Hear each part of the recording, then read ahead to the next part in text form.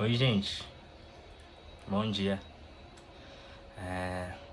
Venho aqui passar do meu momento com Deus pela manhã e Ele algumas semanas tem colocado algo muito forte dentro de mim e eu senti no meu coração de compartilhar isso com vocês. Ele tem falado comigo a respeito de lugar seguro. E a lição prática pra gente a respeito disso é que todos nós, seres humanos, indistintamente e conscientes ou não, procuramos esse lugar seguro. Às vezes a gente estuda para alcançar um lugar seguro. Às vezes a gente busca uma promoção para obter um lugar seguro. Às vezes a gente passa um concurso para obter um lugar seguro. Às vezes a gente escolhe namorar e casar para ter um lugar seguro com o nosso cônjuge. Às vezes a gente constrói família para obter esse lugar seguro. E é quase uma máxima de todo mundo. E cada um se entrega ao seu lugar seguro, buscando ser, nos nossos pensamentos, esse é o nosso lugar seguro. E a gente vai se entregando a coisas, a circunstâncias, a pessoas, achando que esse é o nosso lugar seguro. Mas, sabe, o que Jesus vem trazer pra gente é realmente nunca alcançável. Porque todos esses que eu citei, casamento, família, prosperidade financeira, todos eles estão à mercê de variáveis. Eles são instáveis. Pode vir uma crise e as coisas financeiras e materiais se submetem à crise. Pode vir comportamentos ou deslizes morais e os nossos relacionamentos pessoais são submetidos a isso. Mas existe um lugar que essas coisas não alcançam, que não estão a mercê, submetidos a margens para erro, a variáveis, a circunstâncias. Esse lugar seguro é o que a gente encontra lá em João capítulo 4, por exemplo, que é uma história que todos nós conhecemos, que é a história da mulher samaritana. E a maioria de nós conhecemos essa história, mas muitas das vezes eu me perguntava, Senhor, por que o Senhor revelou o pecado dela?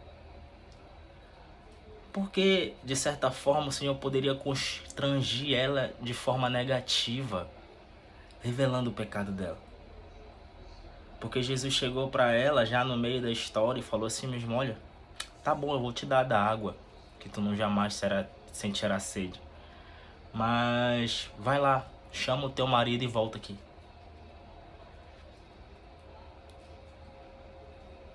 E ela falou, olha, eu não tenho marido. E Jesus falou de certo e bem, porque você já teve 5 e esse que você tá agora não é seu marido. Então, como Jesus sonda e conhece o desejo do nosso coração, como ele é cirúrgico, né? Ele sabe como tocar. Ele sabe que cada pessoa tem a sua peculiaridade, ele sabia como ela ia responder. E ela não ia responder aquilo de forma negativa. E Jesus não foi de forma pejorativa confrontar ela para que ela se sentisse acuada, se sentisse intimidada e não respondesse, mas ele sabia o que ele estava fazendo. E eu me perguntava assim, por que tu agiu dessa forma assim? E Jesus estava dizendo para ela e pra gente que ele estava mostrando e revelando pra gente esse lugar seguro. Jesus estava dizendo para a mulher samaritana e abrange para cada um de nós que Ele conhece o nosso local mais obscuro. Ele conhece o lugar que a gente não expõe para ninguém.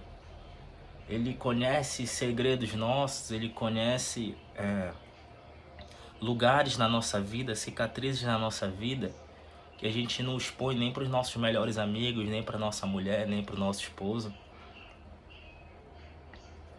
Aí Ele conhece tanto as coisas públicas da nossa vida, quanto as coisas no secreto. Ele sabe até os nossos pensamentos. Mas não isso para nos acusar. Ele estava dizendo para a mulher samaritana: olha, eu conheço a tua vida no secreto, mas mesmo assim eu quis vir aqui. Mas mesmo assim eu estou aqui ao meio-dia para falar contigo. Eu conheço a tua vida, mas mesmo assim tu permanece aceita, tu permanece fazendo parte, tu permanece pertencendo a algo e a alguém. Então quando ele fala isso para ela, ele está falando: olha, eu conheço tudo da tua vida. Até as coisas que a gente faz que às vezes podem passar despercebido. Mas o lugar seguro que eu venho propor e te convidar a viver e a obter, a se apropriar, é esse lugar que diz lá em Romanos capítulo 8: o que nos separará do amor de Deus? Será a espada? Será a nudez? Digo uma coisa, que nem a morte, nem a vida, nem anjos, nem principados, nem potestades, nem o passado, nem o presente, nem o porvir, pode nos separar do amor de Deus que está em Cristo Jesus. Tanto que lá em Mateus capítulo 6, quando Jesus vai falar aquela passagem do: olha, quando você quiser orar e falar comigo, vai no teu quarto, fecha a tua porta, e o Deus que está te vendo em secreto, Ele te recompensará e te ouvirá. Só que no original do texto, essa palavra quarto não é quarto assim, com porta, local geográfico, local físico. Ele está falando, no original do texto, é um lugar íntimo. E esse lugar íntimo é onde a gente esconde as nossas frustrações, as nossas angústias, os nossos medos. É mais parecido com um sótão, ou um local onde a gente armazena coisas que a gente não deseja que as outras pessoas conheçam, saibam ou entendam. Ele está falando: olha, quando tu quiser orar, pode ir para esse lugar. Esse lugar onde somente eu e você podemos entrar. E lá, na sua consciência, no seu interior, eu prepararei uma mesa na presença dos seus inimigos, como diz o salmista Davi. E os nossos inimigos, eles não são pessoas. A Bíblia diz que a nossa luta não é contra principados nem potestades. Não, a nossa luta não é contra a carne nem contra o sangue, mas sim contra principados e potestades. E quando eu preparar uma mesa na presença dos seus inimigos, que é aquilo que está dentro de ti, que duela contra ti, que pode ser medo, pode ser acusação, pode ser condenação, pode ser senso de falta de pertencimento a alguma coisa, pode ser carência, pode ser falta de paternidade. Nesse lugar, eu prepararei uma mesa na presença dos seus inimigos, que são essas coisas, que são esses pensamentos, que são essas convicções que às vezes impregnaram dentro da gente. Ele fala: vai para esse lugar, fecha a porta. Quando tiver nós dois lá, nós seremos curados por Ele, porque Ele é o nosso Consolador. E a Bíblia diz que o nosso Consolador, que é o Espírito Santo, Ele testifica no nosso espírito, ou seja, de dentro para fora, que nós somos filhos. Aí Ele vai mudando essas realidades, Ele vai recodificando esses esses entendimentos, esses pertencimentos. E mais uma vez, para abrir a Bíblia, eu vou citar um texto aqui que ele corrobora a respeito desse lugar seguro que é invariável, inquestionável e ilimitado. Romanos capítulo 1, verso 16. Diz assim mesmo: porque não me envergonho do evangelho de Cristo, pois é o poder de Deus para a salvação de todo aquele que nele crê. Primeiro do judeu e também do grego. É engraçado, eu só vou pontuar uma coisa aqui, que o evangelho, e eu vou logo antecipando que o evangelho não tem nada a ver com o que a gente pode fazer para Deus, mas assim, o que ele, de livre e espontânea vontade, se dispôs em fazer e nos introduzir nesse patamar, nessa posição. Ele fala assim mesmo: o evangelho é o poder de Deus. É artigo definido, não é artigo indefinido. O evangelho é um dos poderes de Deus se fosse indefinido. Não, mas é artigo definido. É aquilo e pronto. Não que Deus só tenha um método, mas ele estabeleceu aquilo para ser o maior dos seus patamares, da sua abrangência, da sua eficácia. Porque o evangelho é o poder de Deus. Às vezes a gente questiona ou se pergunta: onde é que está o poder de Deus? O poder de Deus deve estar na consagração, na fidelidade, deve estar em buscar a Deus de todas as forças, deve estar em se entregar a Deus, deve estar em fazer coisas boas, em ajudar o próximo. Isso é muito legal, isso é ótimo, mas isso não é o fundamento. Isso são frutos, algo que acontece naturalmente depois que a gente está convicto e alicerçado no fundamento. E qual é o fundamento? É artigo definido.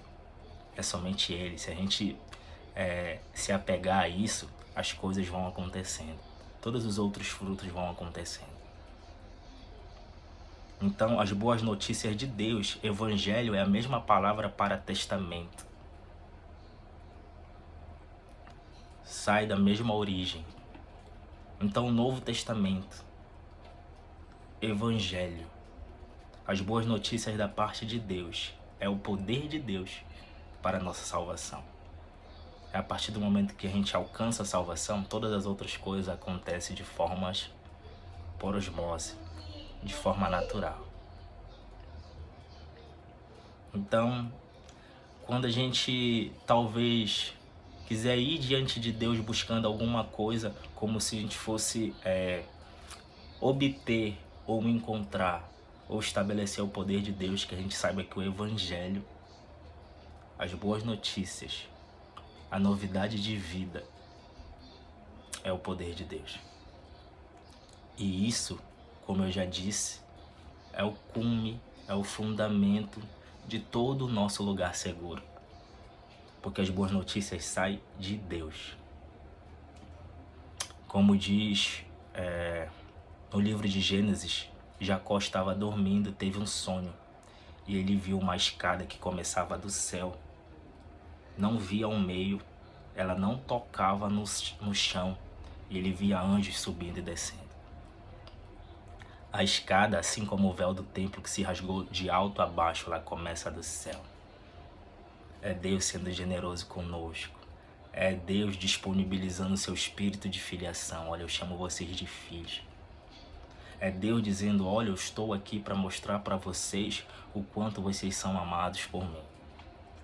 O quanto, assim como a mulher samaritana, vocês são aceitos, vocês não são exclusos. Vocês não são tratados, vistos e abraçados de forma favoritista e diferente. Não, eu amo todos de forma igual e exclusiva. Esse é o nosso lugar seguro.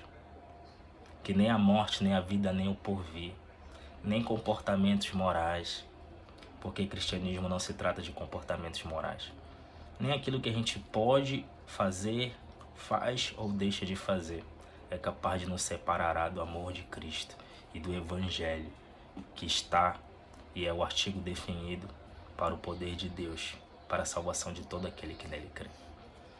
Bom dia, fique com essa mensagem, espero que faça sentido e faça do nosso interior, como diz a Bíblia, aquele que crê em mim, do nosso interior flui rio de águas vivas. A paz. Bom dia.